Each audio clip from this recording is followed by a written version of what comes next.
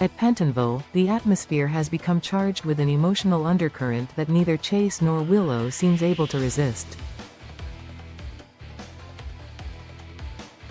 When Chase visits her, there is an almost unbearable stillness between them, the kind that carries years of buried affection and guilt. The weekly preview teases a moment that is simple on the surface, a police officer comforting an old friend, but it unfolds like a spark thrown into dry grass. Willow's exhaustion is visible in the way her eyes barely meet his, yet when Chase takes her hand, the gesture feels too tender, too dangerous, too personal for the sterile walls of a prison. That single act of compassion, her hand enclosed in his, sets off a chain of consequences that could destroy both their lives.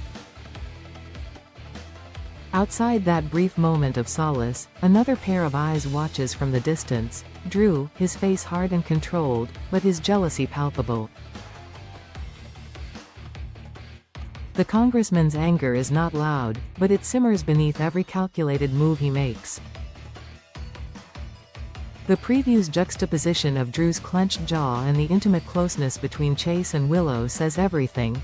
A storm is coming, and Drew intends to be the one to unleash it. Dante Falconeri's offhand remark that Chase has been to see her 3 times, since her imprisonment was more than idle gossip. It was a warning, a sign that Chase's loyalty has crossed into obsession, and that others have begun to notice.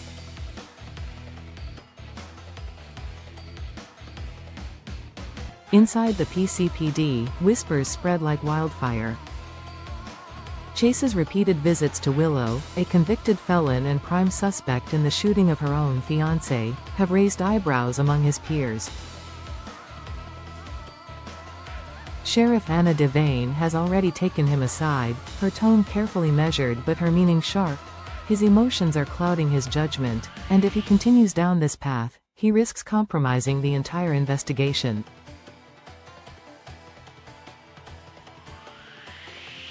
To the department, it isn't about love or loyalty, it's about protocol, and Chase's pattern of behavior has already blurred the line between professionalism and personal attachment. Even Brooke Lynn, his wife, has begun to question where her husband's heart truly lies. Drew, meanwhile, channels his fury into action. On the surface, he tells himself that he's doing everything to prove Willow's innocence, but beneath that noble front, jealousy is eating him alive. His trust in Willow is unshaken, at least that's what he tells himself, but he can't shake the image of her sitting across from Chase, the man who once loved her, their hands intertwined as if prison bars were the only thing keeping them apart.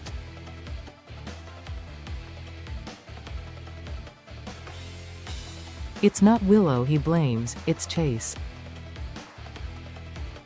To Drew, the officer has overstepped, inserting himself where he doesn't belong, and that betrayal, professional and personal, is one Drew cannot forgive. In politics, Drew has learned to weaponize perception, and now he considers doing the same to his rival.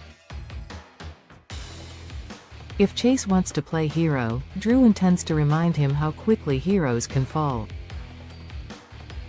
It would be all too easy to make one small accusation, a whisper to the press about inappropriate conduct between an officer and a prisoner, or a subtle leak of an image caught at the right angle.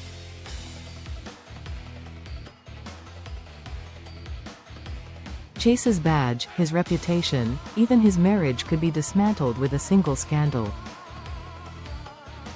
Drew doesn't need proof, he only needs doubt. And in Port Charles, doubt spreads faster than truth. Brooke Lynn's fears begin to surface long before Drew makes his move. She can sense the shift in her husband, the tension when she mentions Willow's name, the defensiveness when she asks about his visits. Chase insists he's only trying to help, that he believes Willow has been wrongly accused, but Brooke Lynn knows what belief can cost. She has seen him sacrifice too much before, seen his moral compass tilt dangerously toward compassion at the expense of reason. This time, though, the stakes are higher. If Drew files a complaint or pushes for an internal review, Chase could lose everything: his career, his credibility, and possibly the woman who still waits for him at home, clinging to faith that he will come back unscathed.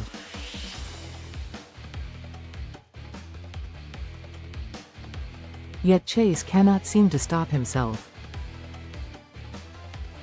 Each visit feels like unfinished business, a piece of his heart he keeps trying to retrieve from the wreckage of their shared past. Willow, for all her guilt and weariness, leans on him more than she should. The world inside Pentonville is cruel, and Chase's presence is the only thing that reminds her she is still human. But the more comfort she takes in him, the deeper they both sink into an emotional quicksand neither can escape. And somewhere beyond those prison walls, Drew is waiting, calculating, ready to strike when it will hurt the most. Dante's remark in the GH preview, seemingly casual, almost teasing, becomes prophetic in hindsight. He knows Chase too well, knows the look of a man standing too close to the fire. He's seen it before: good cops ruined by the need to protect someone they shouldn't. Anna's warning echoes in his mind, and he begins to fear that Chase's visits aren't just a professional risk, they're a countdown to disaster. The department's integrity is at stake, and if Chase falls, he'll take others with him. Drew's plan, if there is one, unfolds quietly. He starts with information, calls to contacts in the press, subtle inquiries about departmental ethics, private questions about Chase's recent activity logs. He frames it all as concern for justice, a congressman ensuring accountability. But underneath that veneer, there's vengeance. The image of Willow's hand resting in Chase's won't leave him. In his mind, it becomes proof of betrayal, evidence that he has been humiliated. If the world must see Chase as the villain, so be it. Drew has built his career on controlling narratives, and this one will be no different. In another world, Drew might have confronted Chase directly. He might have chosen understanding over retribution. But love twisted by jealousy is a dangerous thing: it corrodes, it blinds, it redefines righteousness. When he imagines Chase in uniform, sitting across from Willow, he doesn't see a friend offering comfort, he sees a rival taking advantage of his fiancée's vulnerability. And so, Drew begins to manipulate events behind the scenes, framing Chase's kindness as misconduct, his compassion as corruption.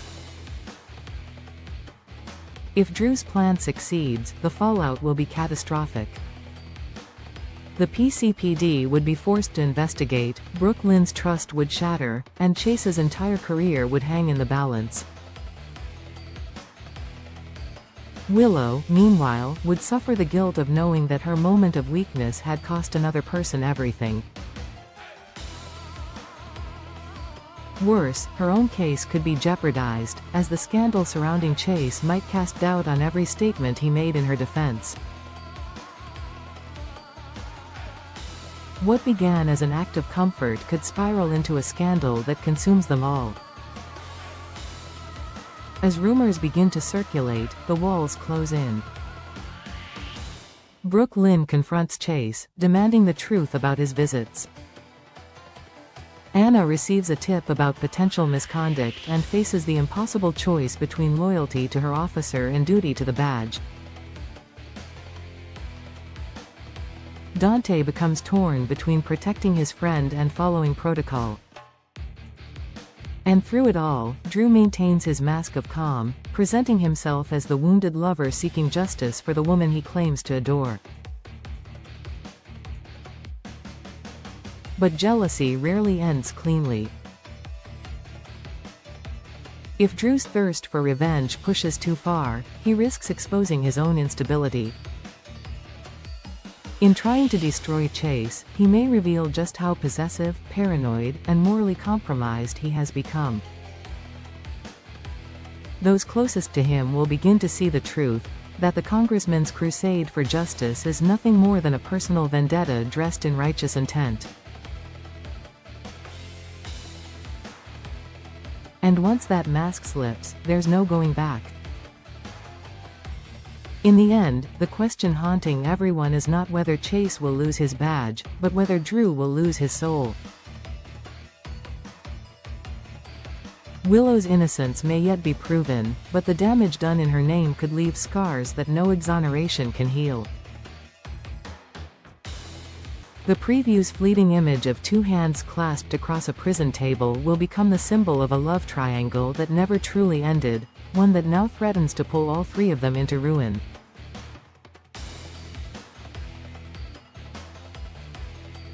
Chase, caught between duty and emotion; Willow, trapped between guilt and survival; Drew, consumed by the need to control what he cannot possess.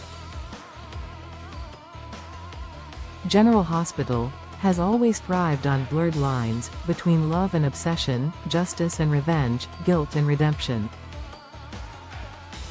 In this story, every gesture carries weight, every glance conceals a motive. As the camera lingers on Drew's furious expression and Chase's trembling hand, viewers are left to wonder, how far will a man go to protect the illusion of love? And when the truth finally surfaces, who will still be standing when the smoke clears?